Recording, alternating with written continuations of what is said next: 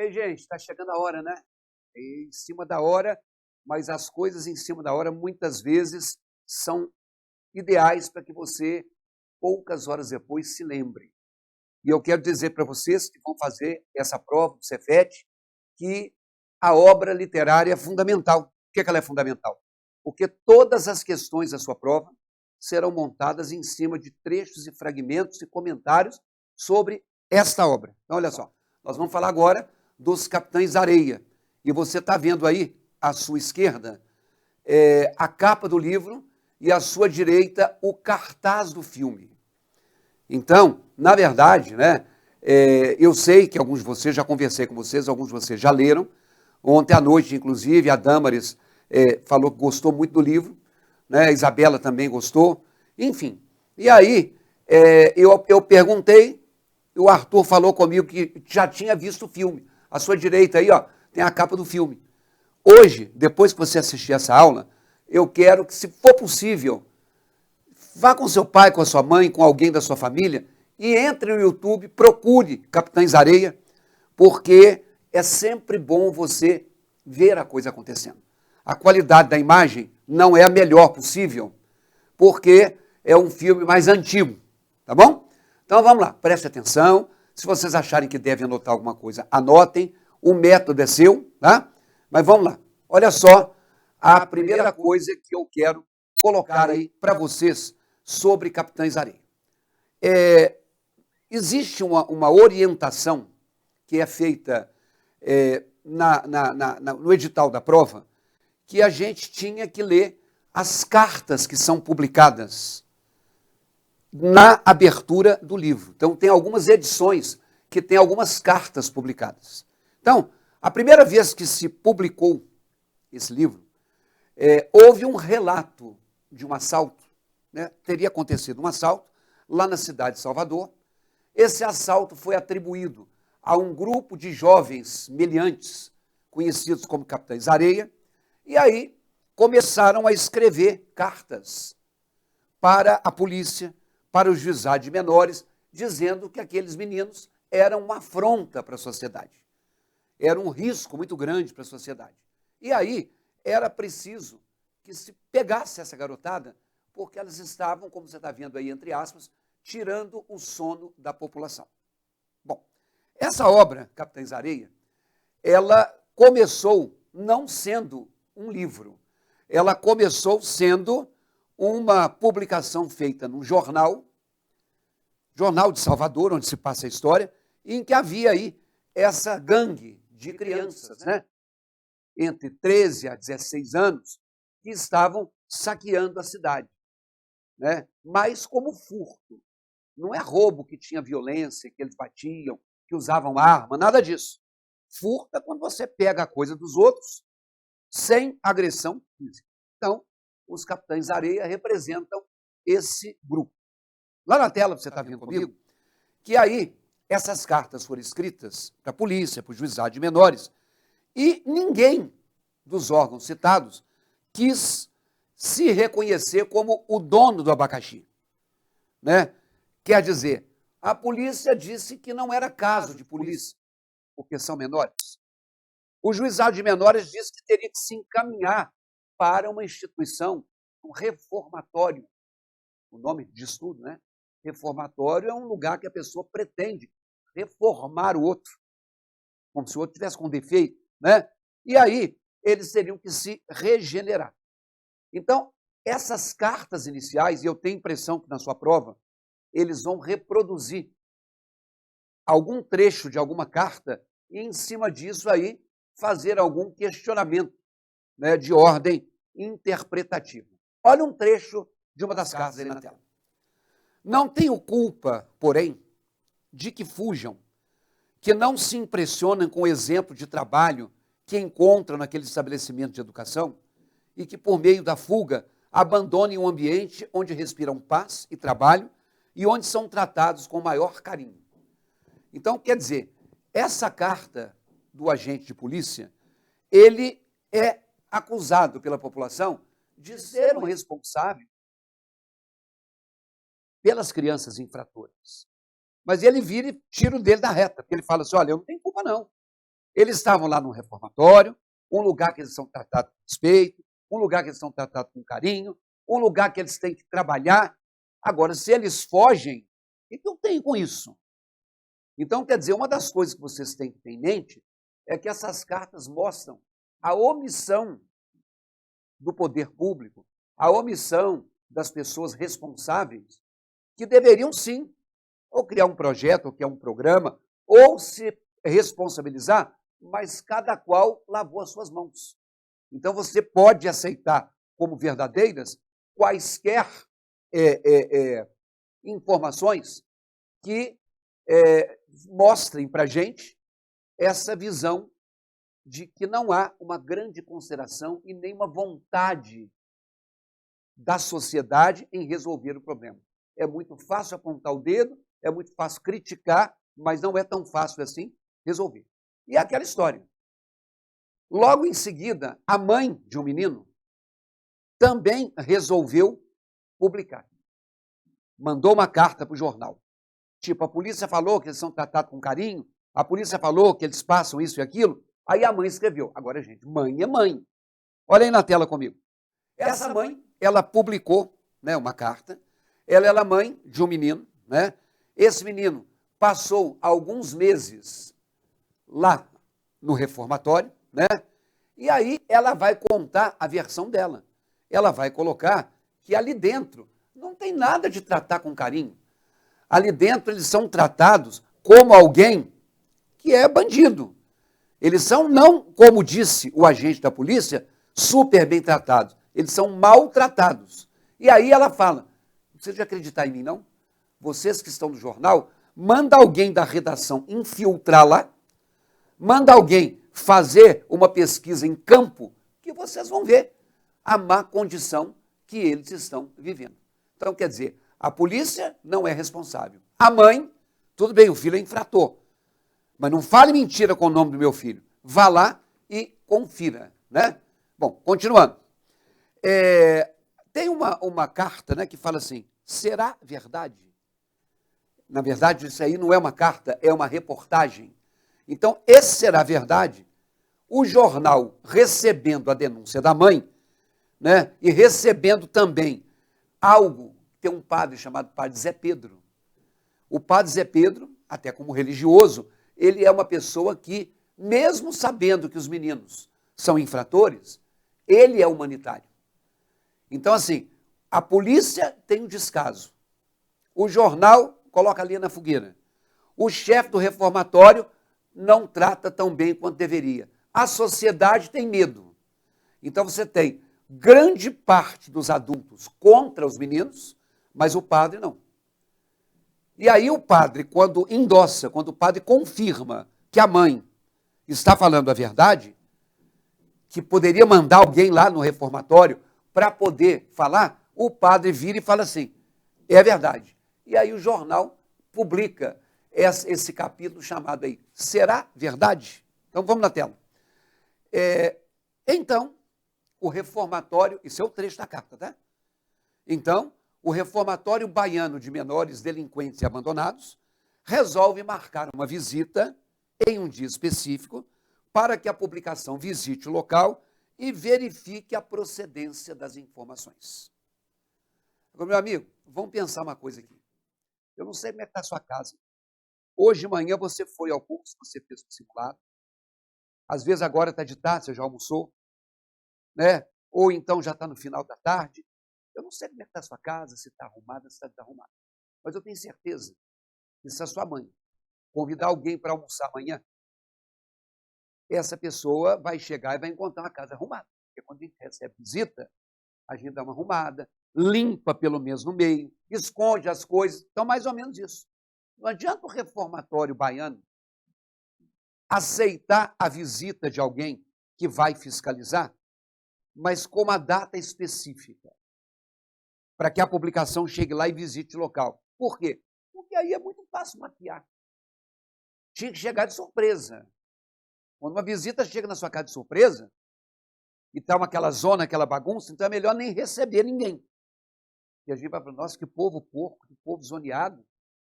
Então, é isso. Então fica essa troca de farpas. Aí, na tela, você está vendo que foi feito, então, o agendamento. E aí, o jornal, como diz você na sua linguagem atual, o jornal passou pano para a instituição.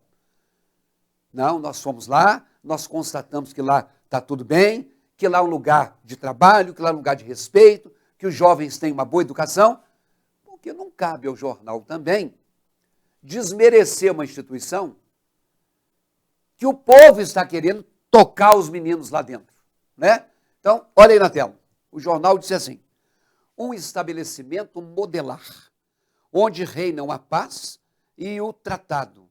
Um diretor que é um amigo, ótima comida, crianças ladronas em caminho da regeneração, acusações improcedentes, só um incorrigível reclama. O reformatório baiano é uma grande família, onde deviam estar os capitães areia. Então você vê, se volta a imprensa, a polícia e o reformatório contra os menores, com certeza esse reformatório maltratava, com certeza lá não era um poço de bondade, mas o jornal endossou. Então, é a sociedade contra os capitães da areia e as mães, e essa mãe, e, por enquanto, o padre Zé Pedro favorável. O que é, repito, coerente, compatível com a visão que um padre tem que ter, né, sobre os seus fiéis e seus filhos. Então, vamos lá. O livro Capitães da Areia, ele foi publicado, pode ver aí na tela, pela primeira vez em 1937. O nome do autor é o autor chamado Jorge Amado, é um escritor baiano, né? Por isso que o livro se passa em Salvador, e 1937 é um estilo de época chamado modernismo. O modernismo começou oficialmente em 1922. E na década de 30 até 45, né? Então de 1930 até 1945, houve uma fase do modernismo que era uma fase regional. Por isso que ele está tratando essa realidade nordestina e baiana. Então, como nós já colocamos, né, o livro Capitães da Areia, ele vai contar essa história desses meninos em situação de rua, lá na cidade de Salvador. Aí, no início da década de 30, ou seja, né, beirando 1940, no início, portanto, da primeira metade do século XX. Então, vem cá. Esse livro, ele não teria o que a gente chama de um personagem principal. Oficialmente, o personagem principal é o líder do Capitães da Areia, chamado Pedro Bala. Ele é o líder. Mas a crítica literária diz, e você se prepare amanhã para a sua prova, que esse livro, Capitães da Areia, teria como personagem principal o grupo. Então, os Capitães da Areia, cujo nome do grupo dá título ao livro, representariam um personagem coletivo. Então, na sua tela, você está vendo que esses são os Capitães da Areia, que eles vivem num trapiche e eles são marginalizados e sobrevivem, como eu disse, por meio de furtos. Uma das coisas que vocês encontram nas provas do CETEC, ou do COPEC, ou dos IEFs, é a questão do vocabulário. Como eu disse a vocês, os textos da sua prova serão tirados do livro Capitães da Areia, ou até confrontados com outros textos atuais, de jornais e de revistas, que falem sobre o tema. Então, provavelmente, uma das coisas que eles vão perguntar é o que é um trapiche. Tanto é que tem uma parte do livro que se chama assim, Sob a Lua, num velho trapiche abandonado. O trapiche, a palavra trapiche, ela nomeia o armazém. Salvador é uma cidade portuária. Então, existem os carregadores do cais do porto, né, os estivadores. E esses estivadores, esses homens fortes, eles entram nos navios, descarregam os navios e carregam com mercadorias para serem, né, exportadas. Os armazéns onde se guardam os produtos de importação e de exportação se chamam trapiches. Então, trapiche é uma espécie de um galpão, é um armazém, só que eles moravam no armazém abandonado. Eles não invadiam o espaço que estava funcionando. Aquele trapiche que não funcionava mais, era ali que eles ficavam. Então agora vamos ver aí, ó, a estrutura desse livro. O livro Capitães da Areia, ele tem 4 partes.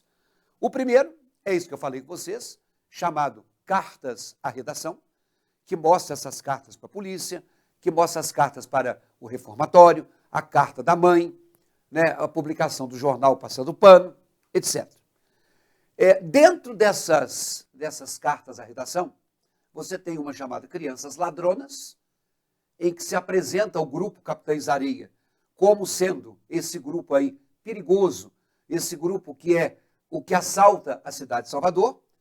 Tem a carta do secretário-chefe de polícia, a redação do Jornal da Tarde, esse que ele fala que ele não tem culpa se esses meninos estão roubando. E a partir do momento que eles estão roubando, eles deveriam ser trancafiados no reformatório. E que ele também não tem culpa se os meninos estão tão mal acostumados que eles querem fugir. Logo em seguida, vem a carta do doutor juiz de menores. Então, esse doutor juiz de menores, né, também vai se colocar contra os meninos, dizendo que eles realmente representam um risco e que eles têm que ficar, sim, lá no reformatório. Tem a carta da mãe, que é uma costureira, quer dizer, uma pessoa do povo, uma pessoa trabalhadora, tá certo? Que, como eu disse, ela é mãe, e as mães, muitas vezes, né, protegem os seus filhos, mas ela manda uma carta para o jornal dizendo, olha, tanto o chefe de polícia quanto o juiz estão mentindo. Ali não é uma instituição de bem. Ali é uma instituição em que as crianças são maltratadas, por isso elas fogem de lá. Aí entra a carta do padre Zé Pedro, esse padre que defendia os meninos, e ele diz, né, que, de fato, ele sabe, porque ele tem convivência, ele tenta chegar junto, ele tenta se envolver com os meninos para dar bons exemplos, ele chega até a pagar para os meninos dar uma volta no carrossel, porque são crianças. E aí ele endossa a mãe.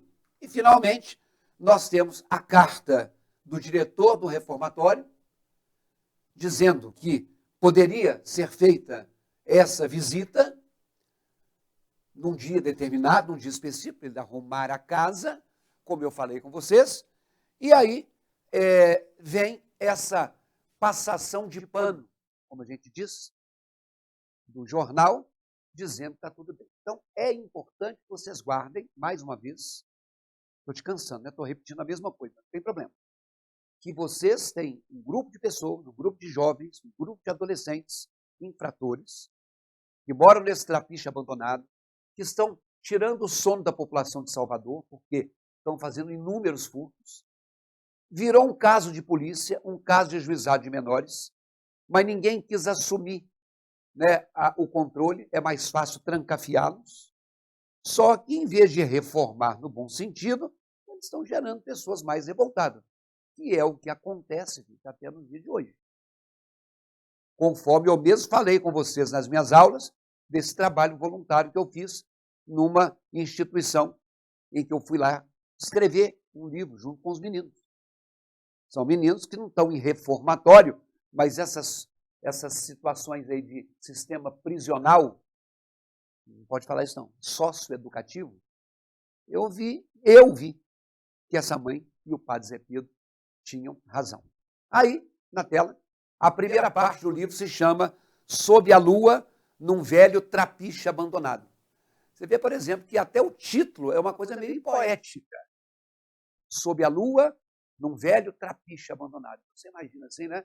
Um trapiche à beira-mar, né? Aquela água do mar, né, de Salvador, escuro, sob a lua no céu, aquele reflexo prateado. A linguagem de Capitães da Areia, embora trate de uma realidade dura e crua, ela é uma linguagem muitas vezes poética. Eles podem explorar isso aí.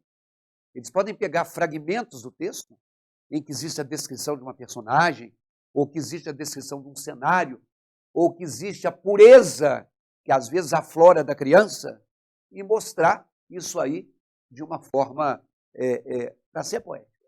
Na tela, a terceira parte se chama Noite da Grande Paz, da grande paz dos seus olhos. Então, a grande paz dos seus olhos, isso aí faz referência a uma personagem chamada Dora.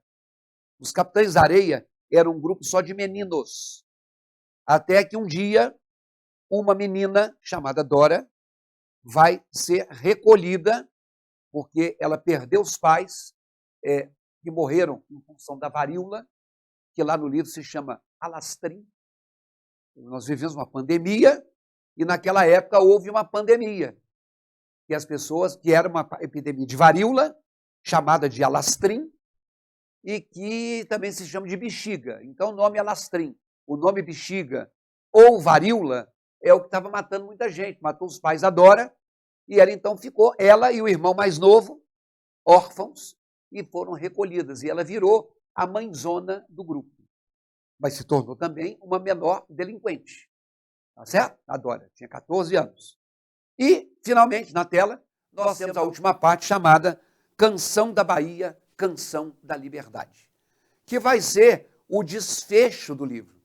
E nesse desfecho do livro, o autor, ele semeou os personagens ao longo do livro, depois ele recolheu e colocou o destino de cada um. E quando a gente comentar o destino de cada um, você vai avaliar se desde a década de 40 até quase a outra década de 40, já tem 22, como é que anda a situação do menor abandonado?